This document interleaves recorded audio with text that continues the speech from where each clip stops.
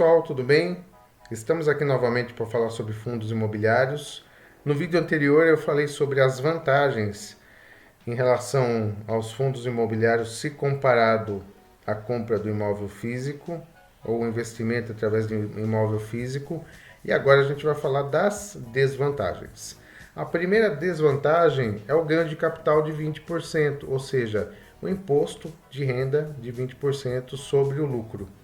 Isso pode ser uma desvantagem dependendo da situação, porque no vídeo anterior eu falei que a alíquota do imposto de renda poderia ser uma vantagem se comparado à modalidade de compra de imóveis físicos. Eu vou explicar um pouco melhor. O que acontece? Dependendo da modalidade do investimento em fundos imobiliários, é possível ter uma alíquota de 15% ou 20% em relação ao imposto de renda. Se for comprado uma ETF, que é a IFIX, a alíquota é de 15%. É um investimento diretamente em fundos imobiliários, a alíquota é de 20%. Existem situações de compra de imóveis onde é possível ter reduções em relação aos impostos pagos. Então tem que fazer a conta na ponta do lápis para verificar realmente se é vantagem fazer a compra do imóvel físico para investimento ou aplicação através de fundos de investimento imobiliários. A segunda desvantagem é o risco de más decisões da gestão. Apesar desses fundos serem administrados por profissionais competentes,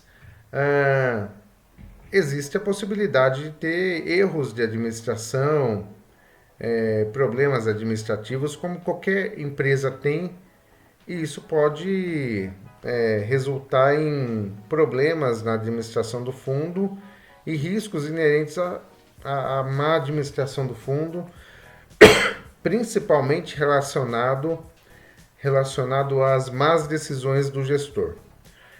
A terceira vantagem é que você não tem autoridade sobre o patrimônio, diferente quando você tem um imóvel próprio. Você é dono do imóvel, você tem a escritura lá no teu nome, o IPTU vem direcionado ao teu nome, ou seja, você é efetivamente dono do imóvel. Isso não acontece nos fundos imobiliários, porque existem milhões de donos, existe uma infinidade, milhares ou milhões de donos, dependendo da modalidade do fundo. Então, cada um é dono de um pedacinho do imóvel, e isso faz com que o imóvel ele seja dividido em N partes, diferente de quando você compra um terreno ou um imóvel, onde você é um único dono dessa propriedade. A outra desvantagem é relacionada aos impactos macroeconômicos. O fundo imobiliário ele é gerido por profissionais que estão antenados em relação às variáveis do mercado. Por exemplo, quando a gente tem um aumento na taxa Selic, a gente está gravando esse vídeo em setembro de 2022, onde a gente está no auge da taxa Selic, e esse é o momento onde é vantajoso investir em fundos imobiliários, mas nem sempre foi assim.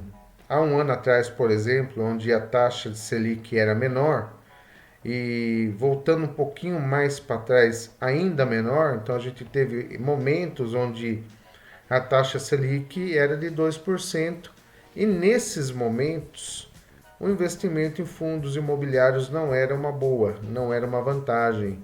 Então é necessário acompanhar o mercado, é necessário estar antenado em relação à macroeconomia para escolher o momento certo ou o melhor momento possível para que seja investido nos fundos imobiliários. Desculpa, pessoal, meu celular está tocando aqui, mas eu já desliguei, tá?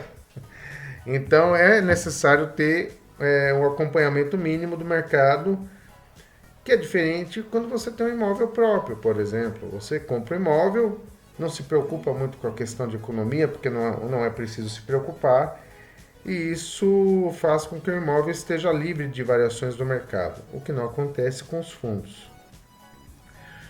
Outra desvantagem é o poder de barganha de negociação menor do que comparado com o imóvel físico. Por exemplo, quando você vai comprar um imóvel físico, você pode negociar a entrada, pode pagar à vista, ter um belo desconto, pode dar um carro, moto como parte de pagamento, e isso não acontece no fundo imobiliário. No fundo imobiliário não há negociação. Você pode no máximo acompanhar o mercado, como eu falei anteriormente, e escolher o melhor momento para comprar essas cotas, mas algo além disso é impraticável, não há margem de negociação, porque você não é o dono único exclusivamente do imóvel, isso é dividido com diferentes pessoas. E a última desvantagem é a questão de o fundo imobiliário ser pouco aceito para questões de garantia. Quando você vai comprar um imóvel, você pode oferecer bens como garantia, serem hipotecados no banco para caso ocorra uma inadimplência, o banco ele vai usar essa garantia como um fator importante para reaver os prejuízos. No fundo imobiliário isso não existe. Não existe negociações em termos de oferecer bens como garantia. Então no vídeo anterior a gente falou sobre as vantagens, agora a gente está falando sobre as desvantagens, mas apenas relacionado ao assunto comparativo dos fundos imobiliários se comparado com os imóveis físicos. Mas essa não é a única alternativa, existem outros comparativos de fundos imobiliários com outros produtos que eu vou trazer nos próximos vídeos para vocês. Tá bom, pessoal? Obrigado, até mais, um grande abraço. Tchau, tchau.